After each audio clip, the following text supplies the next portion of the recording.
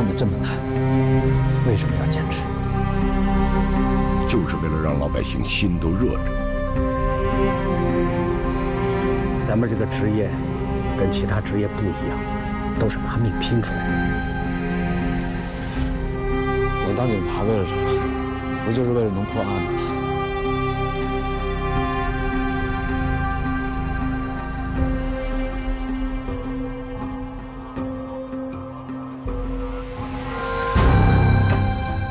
我们是刑警啊，关键时刻得顶得上去啊！那么多无辜的生命被枪杀，几千号民警日夜奋战，掘地3尺，我把它挖出来。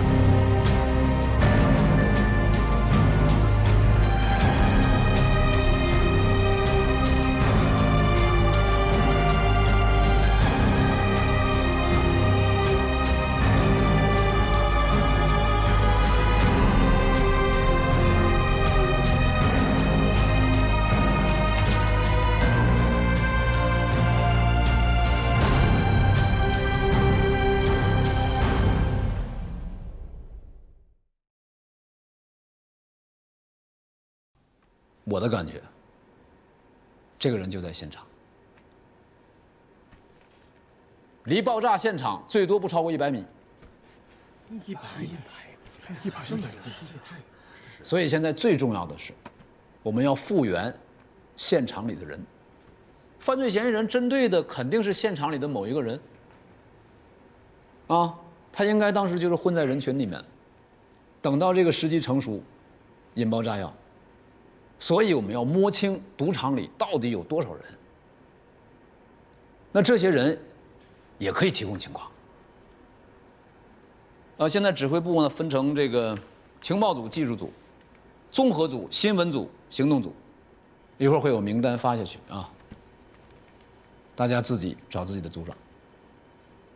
啊，会后按照分工展开工作，每天晚上8点准时开会。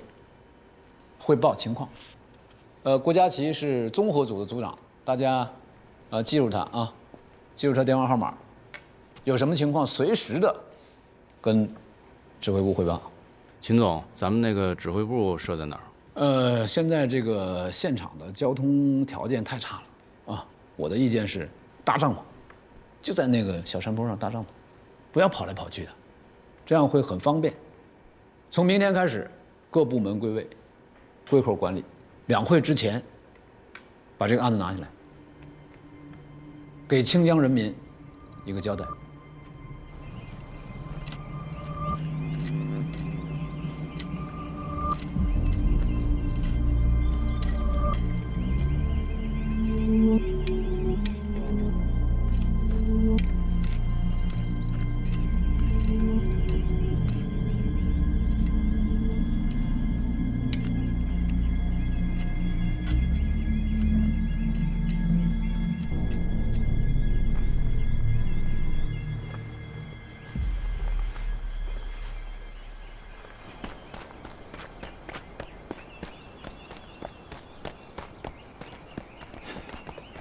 秦总，那边有河线。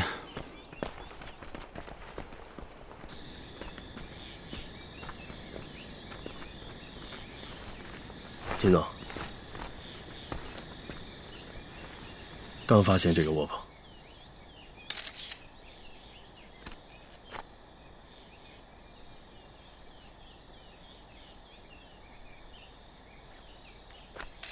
他这个顶棚用的塑料布跟赌场用的是同一个款式。估计是那个老板自己搭的。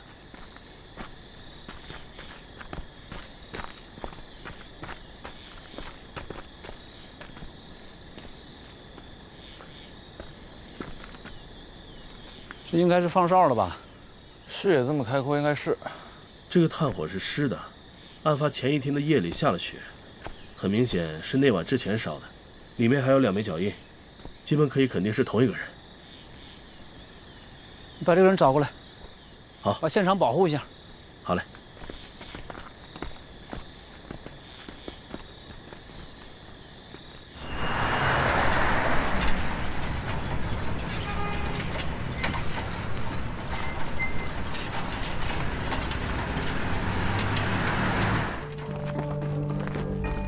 你们要找的放哨的人就是阿金，就住在下面。出事后这2天就没见过他。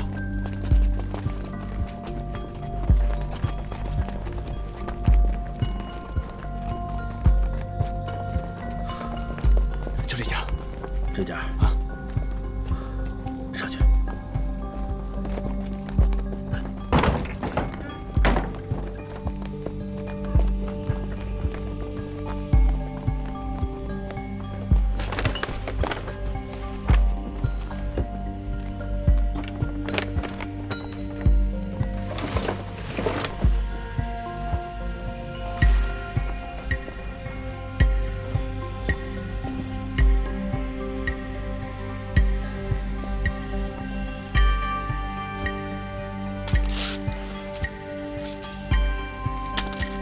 龙队有发现！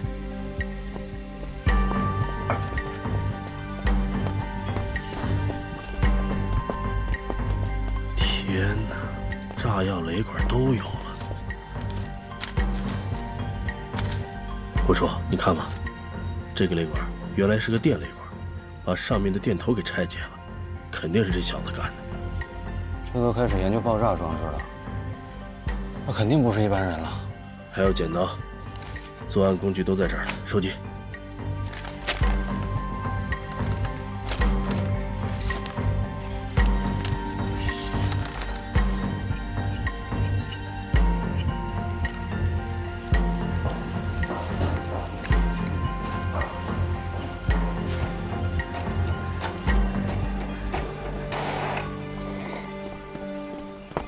秦总，在阿金家搜出来炸药了，还有剪刀什么的工具。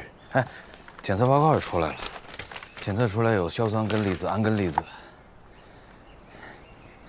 秦总，杨队，这里有个情况，技术部门查到阿金的手机，案发当天凌晨是关机的，而且是拔电池关机。第二个，他这个通讯记录显示啊，他多次打电话给派出所举报这个赌场，感觉他很仇视这个赌场。哎，这个不是就符合了吗？最有作案条件的就是他，他熟悉作案现场。他知道哪个时间方便去买炸药。这个阿金，他跑不掉了。哎，先别这么早下结论，他确实有重大嫌疑。把人找来，赶紧把人找来。嗯，好，好，走吧。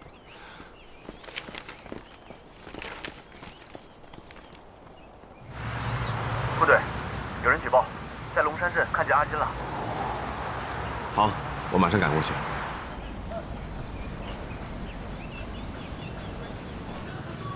刚碗牛肉粉。知道了。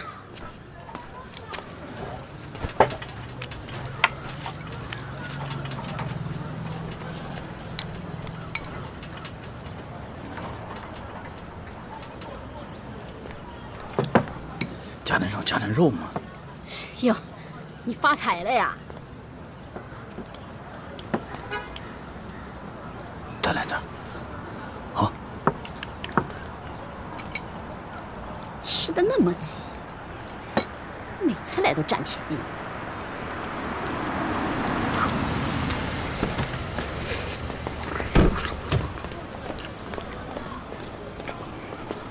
阿金是吧？跟我们走一趟。跟我们走一趟，靠上。你不要抓我！你不要抓我！我抓你！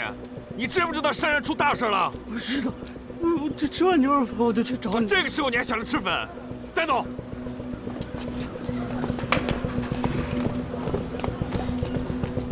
快点！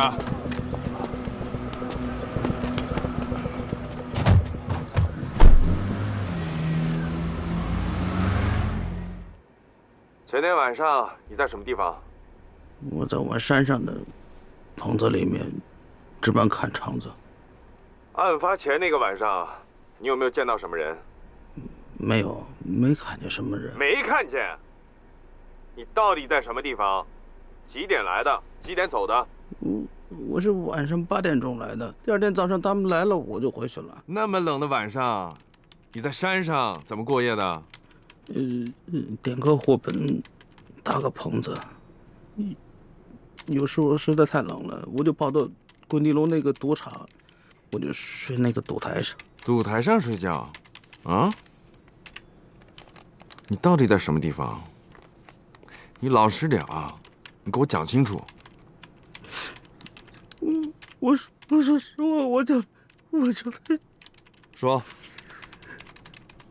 爆炸的头天晚上，我没有在山上。你怎么又不在了？我跟你说，那天山上下雨实在太冷了，点火盆一点用都没有。我扛不住，半夜我就回家了。你刚才怎么不讲呢？你到底在哪里？我说了，我回家了。你到底在哪里啊？我说了，我回家了嘛。我讲的都是实话，我真的不知道，我真的不知道，我什么都不知道。不要哭，不要哭。一个大男人，把事情讲清楚。我跟你说，这是我们省厅来的领导，你给我老实一点。你说这个事情，到底是不是你干的？真的不是我干的，真的不是我干的，领导。我跟你说，我是冤枉，我真的是冤枉，我真的是冤枉的。你先冷静一下，你冷静一下啊！我问你几个问题，你回答一下，好吧？你为什么要举报你自己看的这个赌场？我举报了，公安就来查，然后我就打电话通知赌场，我放哨，然后他们就觉得我有用，然后才会给我发奖金。你头天晚上关机，这是为什么？我跟你说，山上实在太冷了，我没有地方躲，我就跑到棚子里边去躲。但是四处漏风，我实在受不了，我就跑回家了。你说这事儿不是你干的，是吧？不是你干的，你为什么不直接说实话呢？万一让他们知道头一天晚上我没有好好值班，第二天就炸死那么多人，我怕老板找我的麻烦。拔电池，你把手机电池拔了，这是为什么呢？他们说把手机电池拔了，他们打电话来就是不在服务区，要不然大了就是关机。炸药，你们家放那么多炸药干嘛呀？炸药是以前我炸鱼的时候没有完留下来的。你说什么？炸鱼的？给我老实点！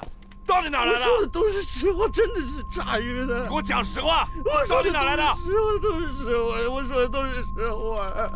领导，我说的都是实话。领导，我真的是冤枉的，冤枉的，我真的是冤枉的。秦总，您怎么看？不像，嫌疑点在下降。是。阿金他也不像干这么大事儿的人，而且，但是他身上疑点又太多。那先观察2天。阿金呐，说话颠三倒四，你看着挺可怜，也挺可恨。你定也定不了他，你否也否不了他，不好办。眼看着咱们来2天了，这种大案子。一般是72小时是黄金时间，可是现在什么有价值的线索都没找出来，现场没有任何条件，我们要以物找人。赶紧在现场找这个爆炸物的遗留物，是什么东西爆炸的，什么东西引爆的，要找这些。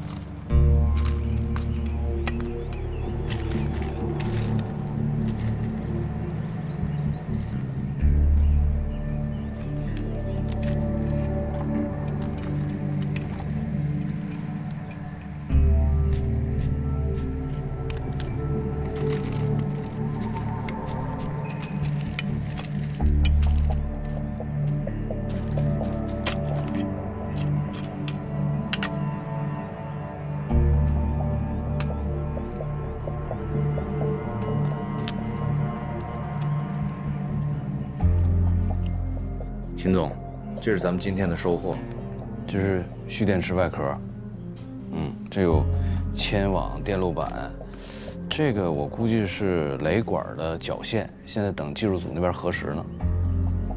这电路板。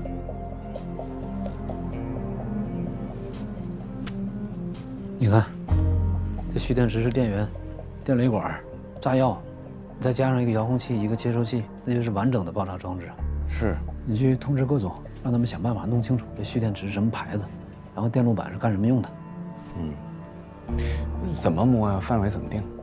画片分组，这个分头，到那个所有的那个电子产品的那个商店，还有汽车修理厂，全市的那个什么集市摊点，就把这些东西先找，把这些东西找上来再说，啊？行，好。哎，那个郭鑫他们那个现场人员那个 DNA 检测怎么样了？啊，州里来人了，带着杨雄他们按照现场一个挨一个人的位置全都找着了，什么受伤的、没受伤、死的全都找了，正采集那个 DNA 呢，正做呢。你让他们技术组来人把这个拿过去做比对，我看看这个跟现场人员那个数据能不能对得上，能不能做出人来。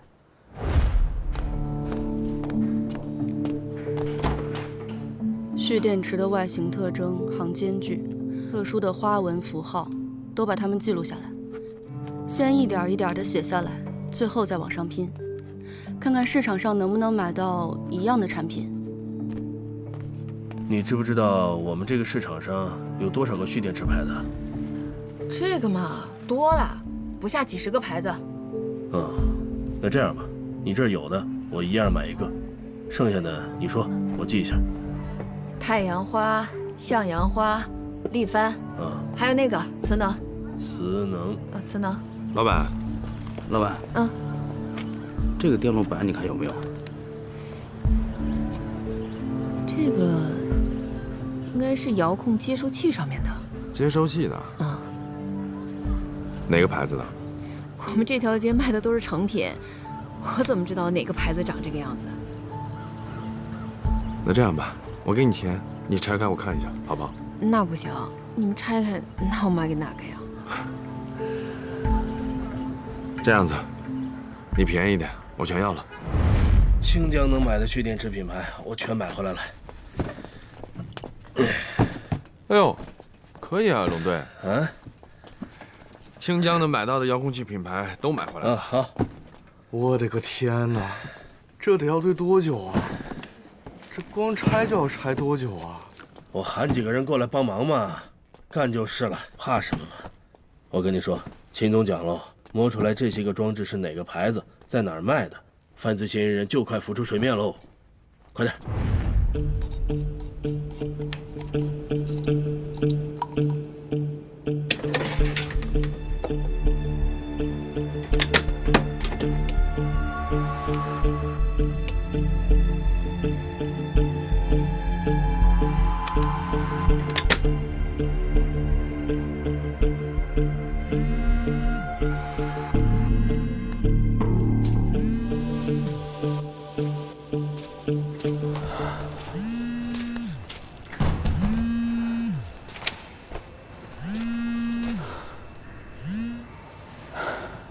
哎，组长。曹阳，你们那边什么情况？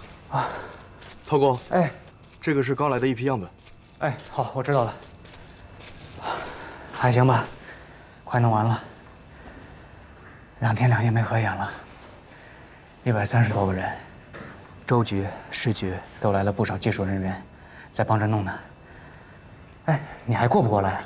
郭处说让我等通知，你们人够了我就不来了，一直到现在也没通知我。那你就等通知吧，估计是不用来了。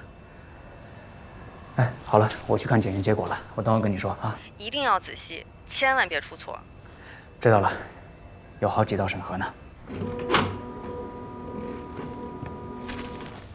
曹工，报告出来了。都出来了。好，那大家都分头核对一下吧。好。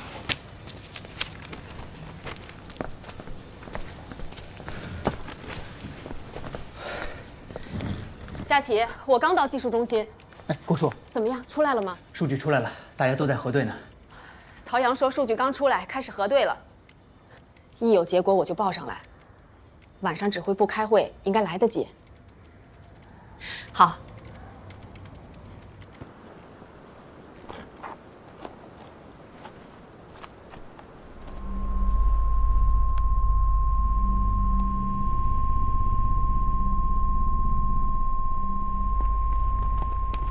秦总，秦总，太阳花牌蓄电池和现场的碎片是完全一致的。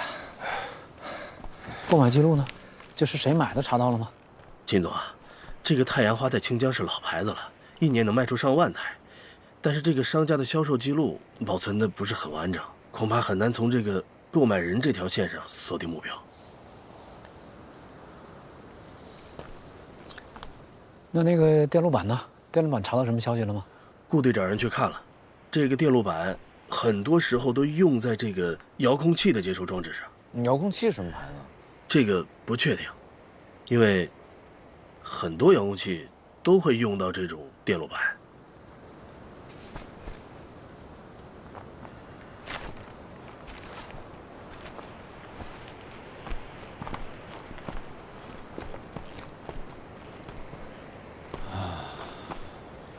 线索又断了，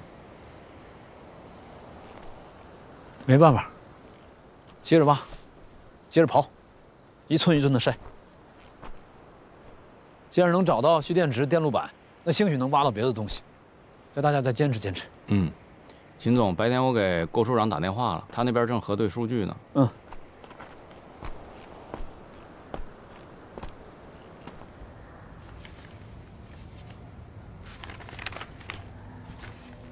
有了！怎么了？怎么了？我不确定，但是我刚刚把这个数据重新对了一遍，现场死的11个男性和4个女性都对上了。然后这里有一个女性的数据与其他 DNA 样本的分型都不一致，是多出来的 DNA 浓度非常高。真是。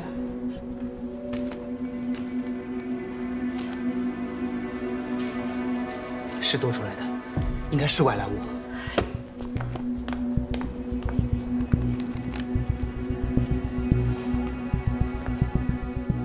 哎，郭处那边怎么样？出来了。啊？数据显示，有个女性分型明显，她应该是接触过这个爆炸装置。啊。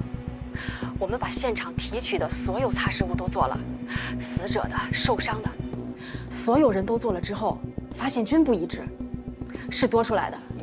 能确定吗？确定了是吗？能确定。行，我马上给秦总汇报。做出来了是吧？好，赶紧下山。今天汇报会山下开啊，叫那个所有部门全过来。好。秦总，这是 DNA 检测报告，出来了是吧？我来之前测样已经核对过了，保险起见，他还在继续核对，应该不会有问题了。太好了，终于有突破了。陆书记，多了一个 DNA 分型。啊，来，坐啊。那个现在呢，案件有了新发现啊。这个技术组在 DNA 检测当中呢，发现了一名女性的 DNA 啊，分型明显，应该是接触过起爆装置，所以现在呢，应该马上安排全市查找可疑女性，查 DNA。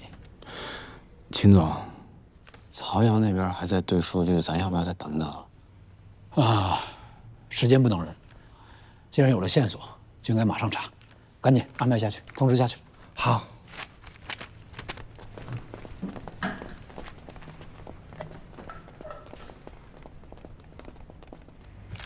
组长，睡了吗？还没，怎么了？我们把样本都做完了，多出了一个 DNA 分型。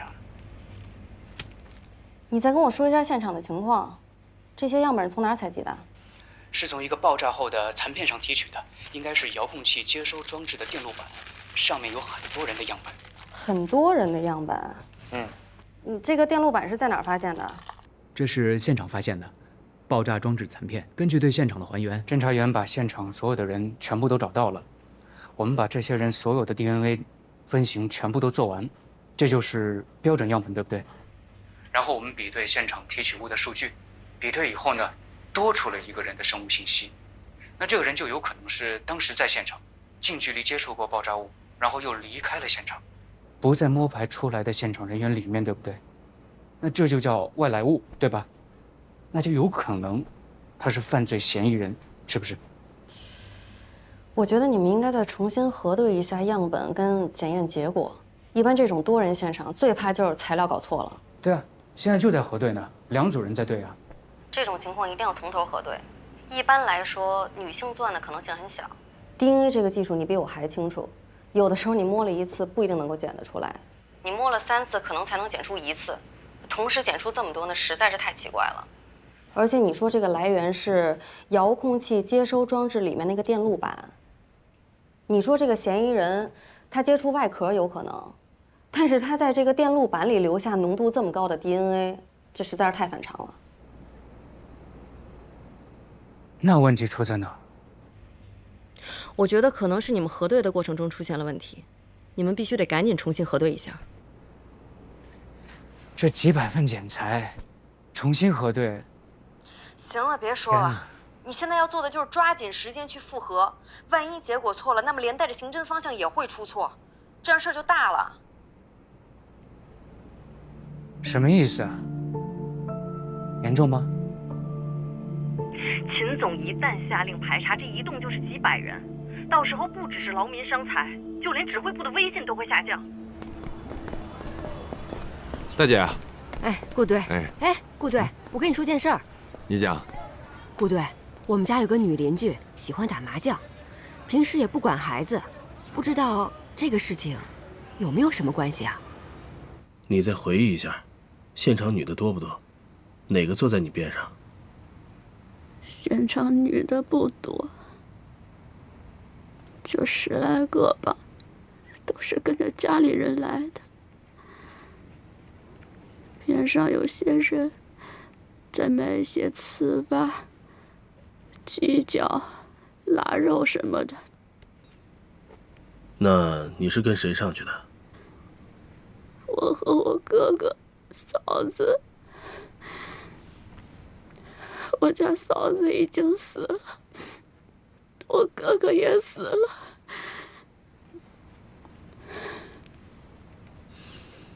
你先不要激动。来，你看一下这张照片。我们根据去过现场人的回忆，把位置都标出来了。你跟我讲，你在哪里？你哥哥嫂子在哪里？我们离桌子比较近，在坡下桌子边那个位置。然后呢？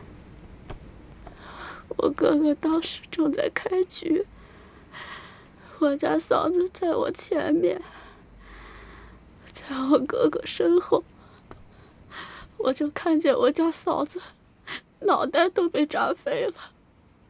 身子还在，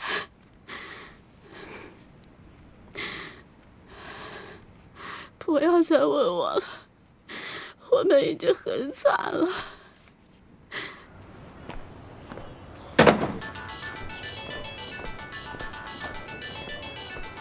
哎，曹阳，我正准备过去。郭处，我们可能犯了一个错误，数据可能出了点问题，我们还在核对。严重不严重？我现在马上过来。哎呀，果然是对错了。什么情况？这个女性死者之一头被炸碎了，准备数据过程当中呢，4个女的放在一块儿，11个男的放在一块儿，对了一遍又一遍。结果循环对的时候，这个女性的数据报告跟前面一个人连在一起了，被漏了，所以就多出来一个是外来的，就把它报了出去。郭处，我错了，是我的问题。你行不行？啊？你们行不行啊？怎么能犯这样的错？你们闯大祸了，知不知道？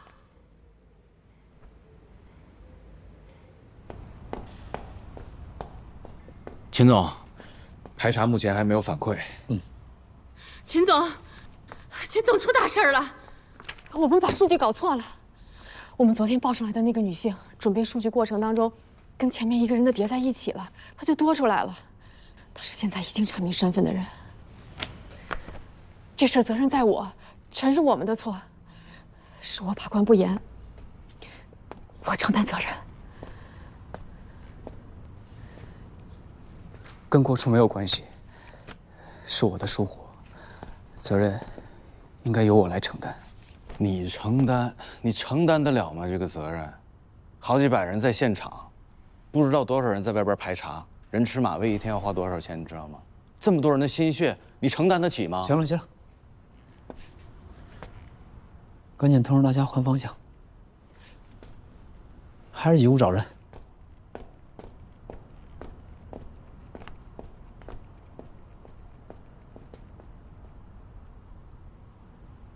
哎，我排查停吧。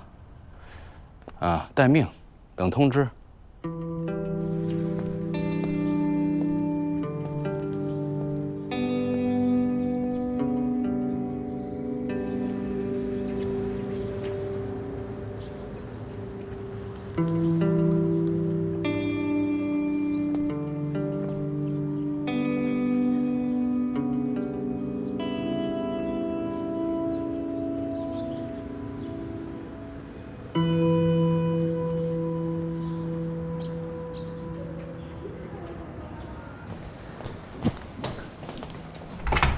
苏珊，哎，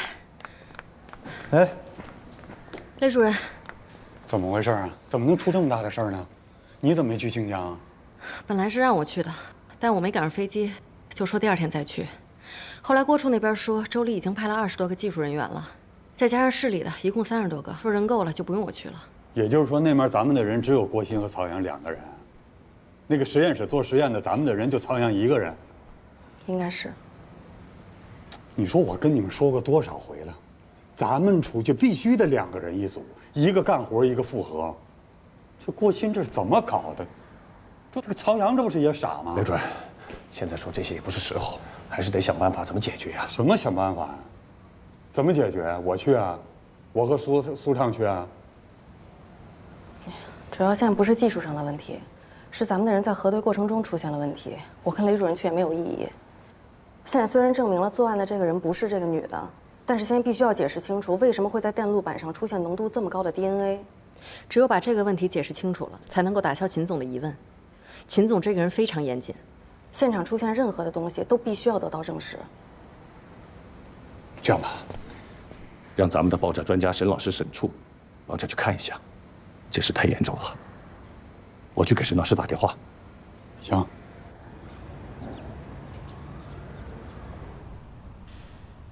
是遇到一点困难，检验出了一些问题，现在正在查找原因。是，我知道。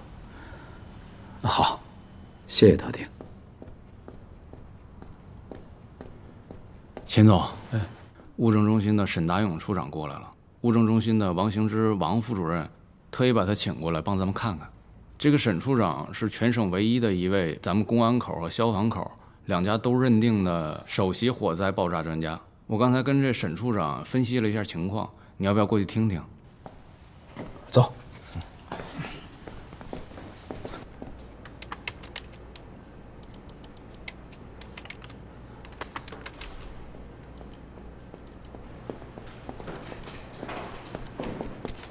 沈老师啊，哟，秦总，你好，你好，辛苦你还跑过来一趟。太客气了。这件事呢，你也别着急。这个案子我们一听说呀，都替你捏一把汗。这个爆炸案现场是最复杂、最没有规律的。这么大的案子，我也是头一次见。这帮作案人员真是灭绝人性，不计后果呀。嗨，你还开解我？不是开解，秦总，本来就是实情。哦，秦总，对了，你看，我们经过仔细分析呢，这个电路板上为什么沾这么多的 DNA？ 应该是爆炸以后，这名女死者的头部被炸，冲击波飞得要比碎片快，冲击波飞过去炸碎头，扩散在空气中，形成一个血雾，碎片飞过去沾了血迹。这一般呢，现场留下的 DNA 都是脱落细胞，这个脱落细胞含量比较细微，做不出来。而这个电路板上是直接沾了原血，所以啊，它分析明显。您这么说，就解释了这个错误，但是我们现在围绕现场起爆器这条线索就全体都排除了。所以说这路又堵死一条。没关系，这条走不通，走下一条。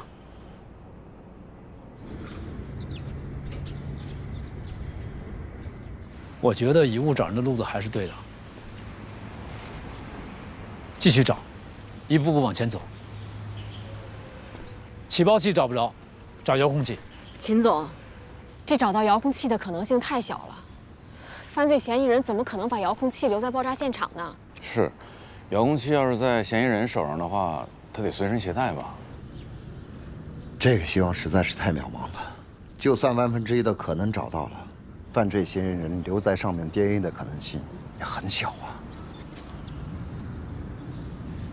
渺茫就是说，还是有希望，对吧？你不找的话，一点希望都没有。反正我的经验就是，案子没破，动作就不能停。找，上山。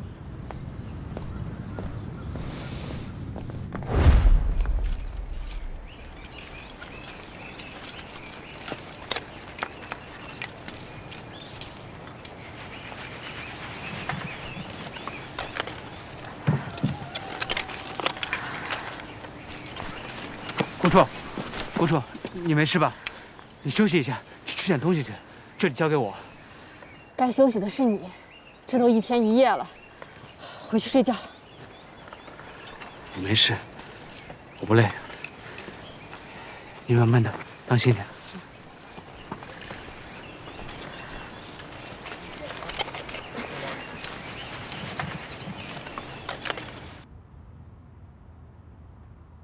同志们，喝点姜汤暖和暖和。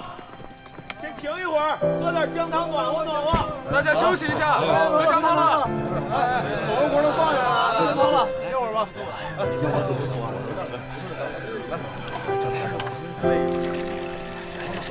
来，过来喝姜汤了。来这边。够不够？够了。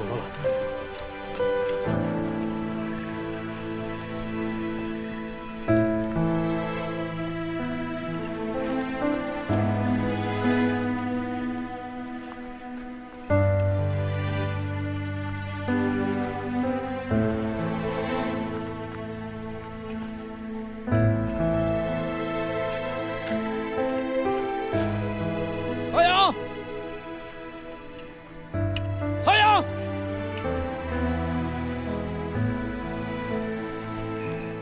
喝姜汤。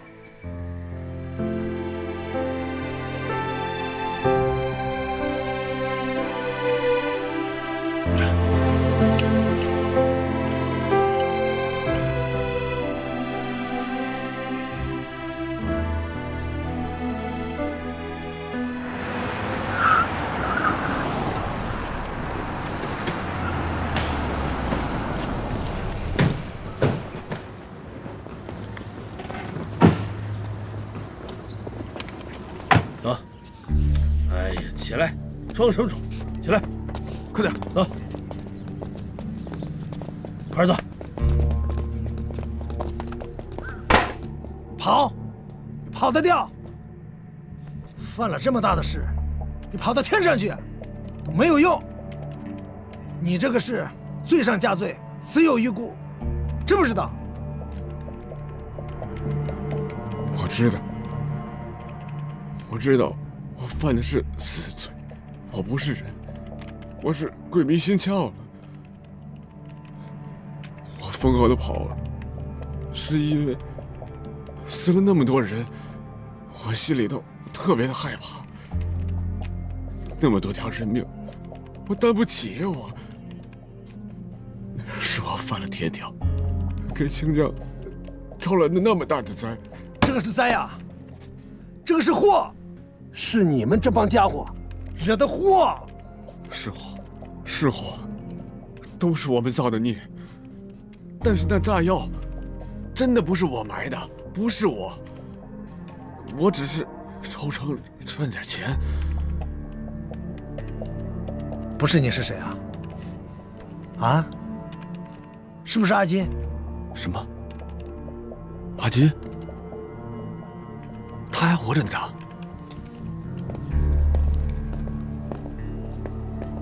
秦总，审了吗？审过了。他说他逃跑是因为现场死了这么多人，他害怕，案子不是他做的。他有没有提供点人际线索？他觉得可能是谁干的？他说他想不出来有什么仇人，冲着他来的可能性不大。他说最大的可能还是有人看赌场钱多，眼红，想抢劫。那秦总，看来刚开始您分析就是对的，就是抢劫。咱把方向往真匪方面靠吧。但是我觉得阿金的疑点还是很大的。那问他阿金的事儿。问了，一问他就破口大骂，一口咬定是阿金干的。他还不知道阿金是死是活。那你们觉得他的话可信吗？我觉得不能排除。